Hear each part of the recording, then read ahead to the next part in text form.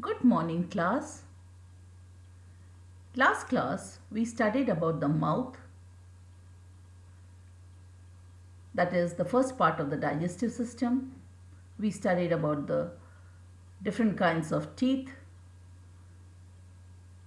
the structure of the tooth, and the salivary glands. Today, we will study about the other parts of the digestive system.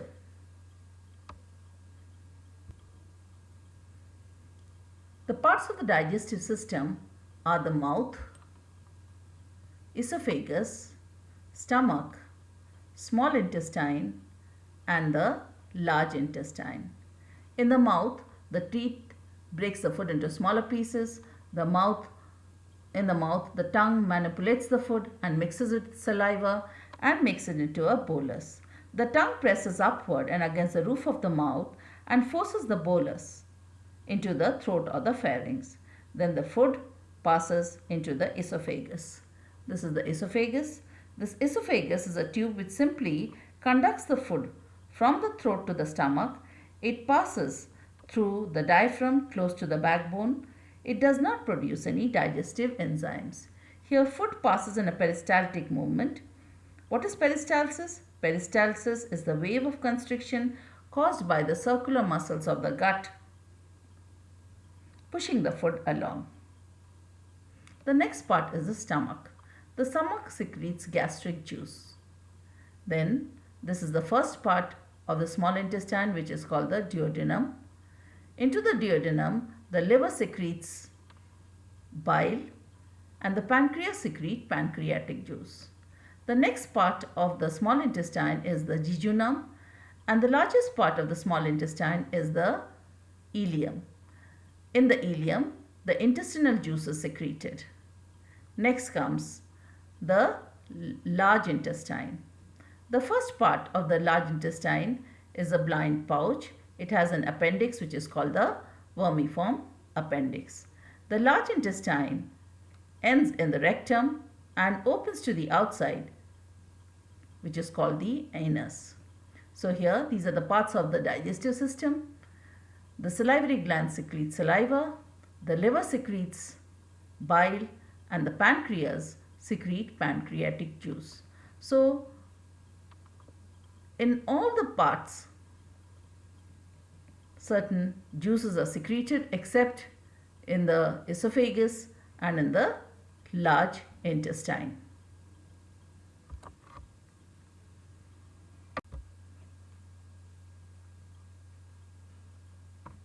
Now the mouth secretes saliva. This saliva contains an enzyme which is called ptyalin. This ptyalin, it converts starch into maltose. Now, as we all know, as I've already told you children, that there are three salivary glands: parotid gland, submandibular gland, and sublingual gland, and these secrete saliva. So saliva contains an enzyme which is called ptyalin, which converts starch into maltose. Next we come to the stomach. Now when you look at the stomach children, this stomach secretes gastric juice. The stomach secretes gastric juice. Okay. Now the stomach is an elastic bag. It is an elastic bag located below the diaphragm. In an average adult, it can hold about 2 to 3 liters of food.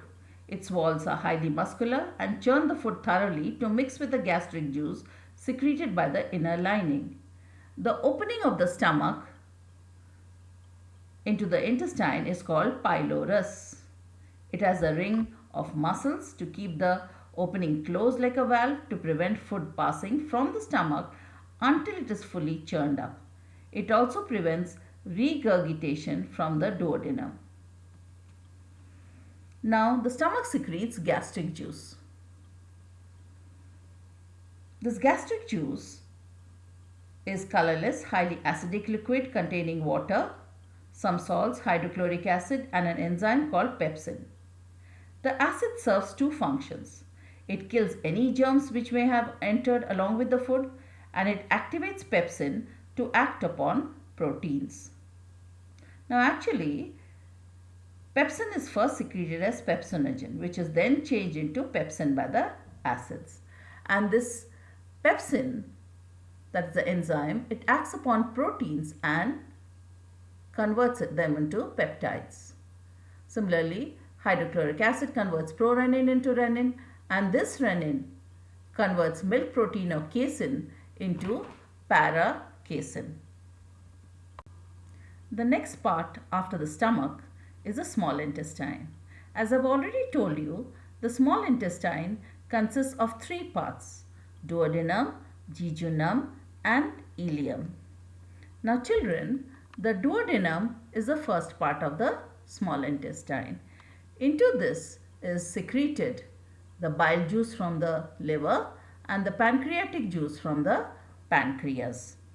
Okay? And the intestine's own walls secrete intestinal juice. Okay, this is the liver. The liver is a reddish brown organ. It is located on the upper side of the abdomen, just below the diaphragm. This liver produces bile. Okay, it secretes bile. Okay, now this bile is transported through the hepatic duct. It is transported through the hepatic duct, and the hepatic duct is joined by the cystic duct. This is the cystic duct from the gallbladder, and they form the common bile duct. Okay, now this bile, it contains a lot of sodium bicarbonate, which neutralizes the acid content of the food, and this pancreas secretes the pancreatic juice.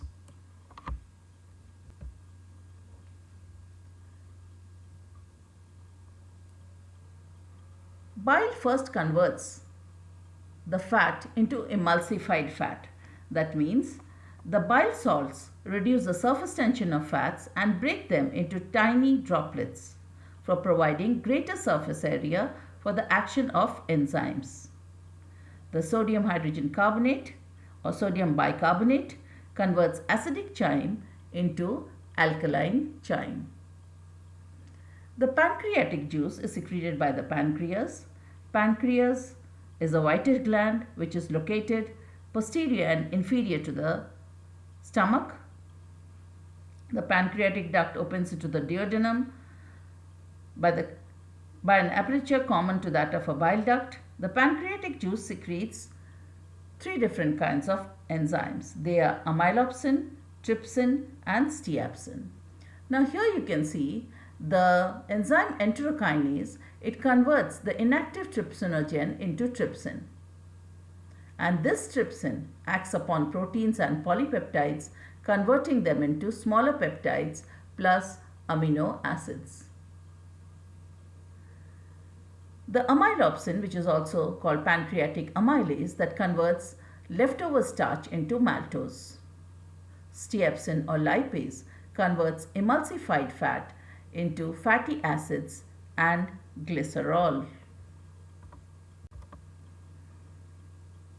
The intestine's own walls secrete the intestinal juice in the ileum, which have different kinds of enzymes. Okay, like erepsin or peptidase convert peptides into amino acids. The maltase convert maltose into glucose. Sucrase converts sucrose into glucose and fructose. Lactase converts lactose or milk sugar into glucose and galactose. The lipase converts emulsified fat into fatty acids and glycerol. The small intestine, as you already know, consists of three parts: duodenum, into which the common bile duct opens; the jejunum, which is a part that is about 2 meters and it means empty. The next part is the ileum, which is about 4 meters. The inner lining of the ileum, children, this is your duodenum, this is your jejunum and this is the ileum. The inner lining of the ileum is produced into a large number of finger-like projections called villi. These villi enormously increase the surface area of the intestines, which facilitates the absorption of digested food. Each villus consists of a single layered epithelium. It contains an artery, vein, and blood capillaries. And there is a lacteal in the center. Okay.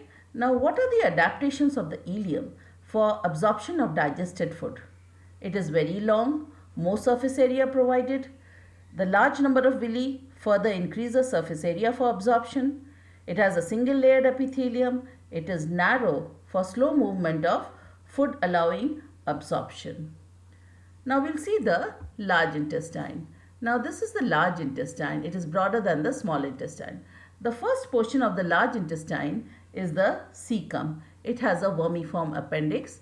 Then it has a colon, that is the ascending colon, descending colon, and the rectum, which ends in an anus.